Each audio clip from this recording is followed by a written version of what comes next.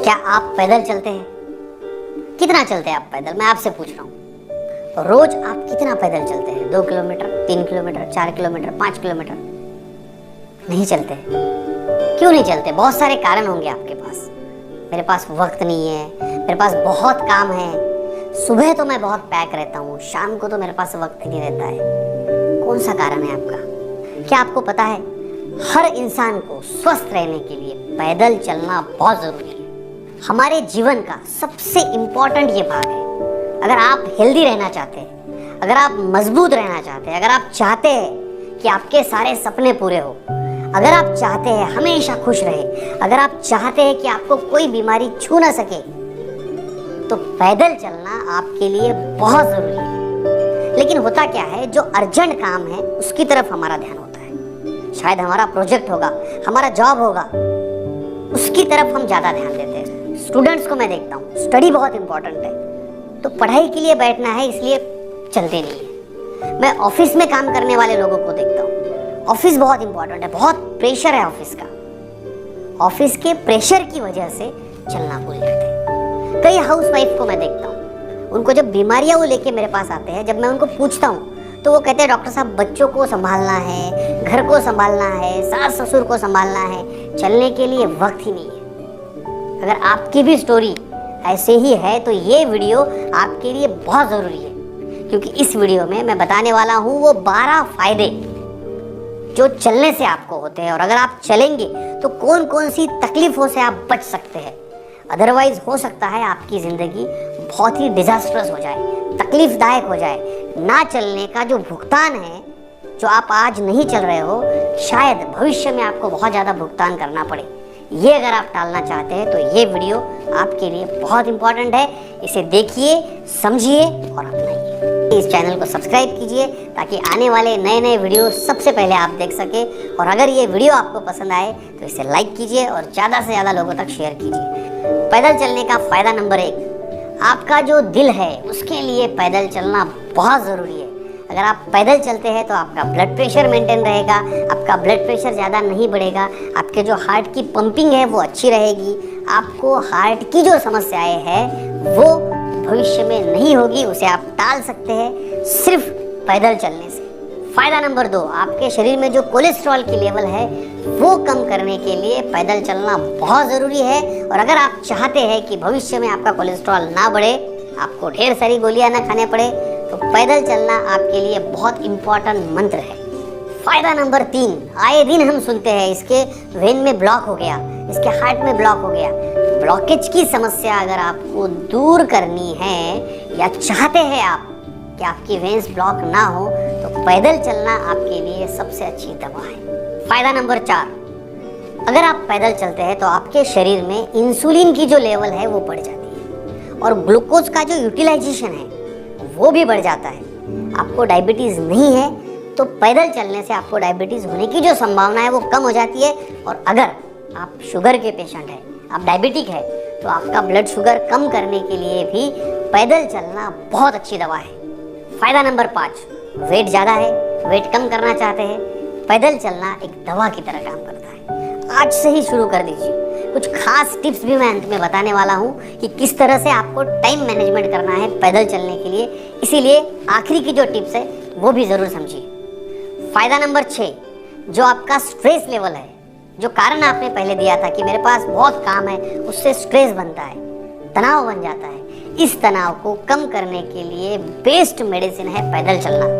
और अगर आप ब्रिस्क वॉक करते हैं, अगर आप थोड़ा सा फास्ट चलते हैं या फिर आप जॉगिंग करते हैं, रनिंग करते हैं, तो डेफिनेटली आपके शरीर में जो अच्छे हार्मोन्स है वो बढ़ जाएंगे, आपका स्ट्रेस लेवल कम हो जाएगा, आपको फ्रेश लगेगा। फ़ायदा नंबर 7, ज़्यादातर बीमारियों की जो जड़ होती है वो होता है डाइजेशन का बिगड़ जाना, पचन का खराब हो जाना। अगर आपको कब्ज़ की शिकायत है, आपका पेट साफ नहीं रहता है, आपको पाइल्स है, फिशर है, फिशुला है, ऐसी अगर आपको बीमारियां हैं तो आपके लिए सबसे ज़रूरी है पैदल चलना।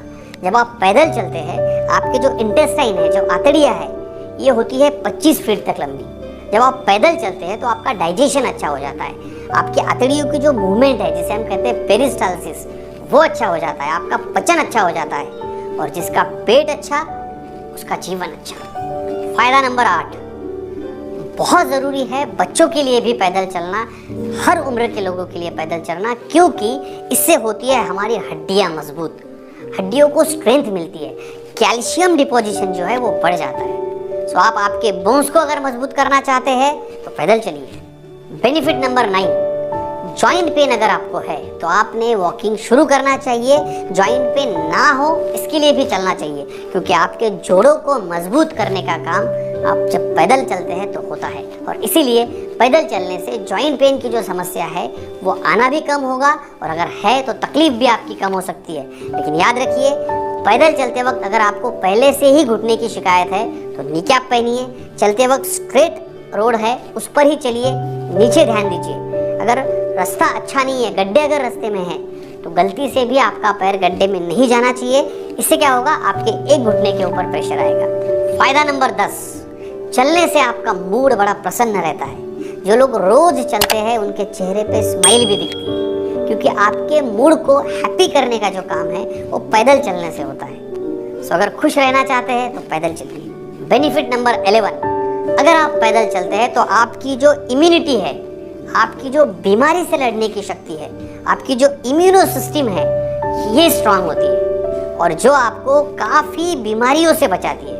और इसीलिए रिसर्च बताते हैं कि जो लोग रेगुलरली वॉकिंग करते हैं, जो लोग रेगुलरली जॉगिंग करते हैं, उनकी जो हेल्थ है, उनकी जो इम्यूनिटी है काफ़ी अच्छी रहती है और उनको बीमारियां जल्दी नहीं पकड़ती। फायदा नंबर 12, आजकल हम देख रहे हैं काफ़ी बीमारियां आपके लंग्स के ऊपर अफेक्ट करती है, आपके फेफड़ों के ऊपर करती है अफेक्ट। अगर आप आपके लंग्स को बढ़िया बनाना चाहते हैं, अगर आप आपके फेफड़ों को मजबूत बनाना चाहते हैं, उनकी क्षमता को बढ़ाना चाहते हैं, तो चलने से अच्छा कोई एक्सरसाइज नहीं है। इसमें भी अगर आप फास्ट वॉकिंग करते हैं, ब्रिस्क वॉक करते हैं या फिर आप जॉगिंग रनिंग करते हैं, तो आपके जो लंग्स है उसकी कैपेसिटी बढ़ेगी और ये आपको हेल्दी बनाएंगे। आपको अगर सांस की समस्या है तो वो भी दूर हो जाएगी। ये तो आपने समझ लिए फायदे चलने के। लेकिन अगर आपके पास वक्त नहीं है तो आप क्या कर सकते हैं? इंपॉर्टेंट टिप्स आपके लिए। सबसे पहले, अगर आप स्टूडेंट हैं, आपके पास आप बोल रहे हैं वक्त नहीं है, तो मैं आपको सजेस्ट करूंगा मोबाइल पे गाने सुनने की बजाय आप कुछ आपकी आवाज़ में रिकॉर्ड कीजिए। कुछ ऑडियोज़ है वो आप चलते चलते सुन सकते हैं। आपके ऑफिशियल काम, अगर फ़ोन कॉल्स भी आपके हैं तो आप चलते वक्त ले सकते हैं। आप गाने सुन सकते हैं। आपको अगर कुछ बुक्स पढ़ने हैं, काफ़ी दिनों से आप पढ़ना चाहते हैं, तो काफ़ी ऐसे ऐप्स हैं जो आप लगा के, या ऐसे ऑडियोज़ है या यूट्यूब वीडियोज़ है जो आप चलते वक्त भी मोबाइल पे सुन सकते हैं। और ये जो वक्त आपका है इसको आप यूटिलाइज कर सकते हैं। पढ़ने का वक्त आप कन्वर्ट करेंगे चलने में। सो पढ़ते पढ़ते आप चलेंगे, बोलते बोलते आप चलेंगे, काम करते करते आप चलेंगे। और एक इम्पॉर्टेंट टिप, आप अगर चेयर पे बैठ के बहुत देर तक काम करते हैं तो मैं आपको सजेस्ट करूँगा थोड़ी देर के बाद आप उठ जाइए, वहीं पे थोड़ा सा चलना शुरू कीजिए। अगर आपके पास जगह है, खड़े रहिए, थोड़ा सा वॉक कीजिए। हर आधे एक घंटे में आपने चलना इंपॉर्टेंट है, लेकिन चलते वक्त ध्यान रखिए आपने आगे झुक के नहीं चलना है, स्ट्रेट चलना है। ऐसे पीछे या आगे नहीं, स्ट्रेट आप चलना चाहिए। आपके पैर सीधे चल पड़ने चाहिए और कम से कम 30 मिनट, मिनिमम 30 मिनट्स आपको चलना ही है नॉन स्टॉप। चलना शुरू कर दिया फिर रुक गए फिर चल रहे, ऐसा करने की बजाय 30 मिनट नॉन स्टॉप चलिए। मैं उम्मीद करता हूँ इस वीडियो से इन फायदों को समझ के आप चलना शुरू कर देंगे। कल से ही शुरू कीजिए, कोई कारण मत दीजिए। चलना बहुत इंपॉर्टेंट है, नहीं करने के 100 कारण हैं, करने के लिए एक कारण भी इंपॉर्टेंट हो सकता है। कल से ही चलना शुरू कीजिए। और हाँ, ये वीडियो अगर आपको पसंद आया और आपने अगर चलना शुरू किया है तो याद से मुझे कमेंट सेक्शन में बताइए कि यस, मैंने चलना शुरू कर दिया है। और ये वीडियो अगर आपको पसंद आया है तो ज़्यादा से ज़्यादा लोगों तक शेयर कीजिए।